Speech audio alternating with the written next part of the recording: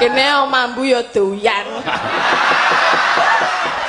Tak omongi aja ngece dume mambu doyan. Sing jeneng tempe bosok kae mambune nek ora jangan ra nggo tempe bosok ra enak. Lah iki enak ta mambu? Gonamu iki urung bosok. Semangit. Iya. Lah iya.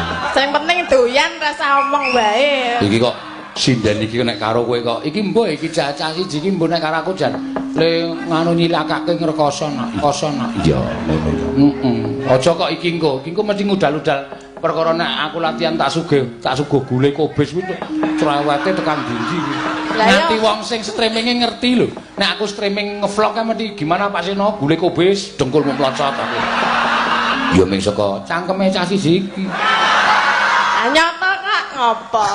Aning wingi rak ora. Sing wingi rak gule tenan, iwake tenan tak nganti tak ciduke. Lho, iki kubis apa iwak? Miprate didelokke aku.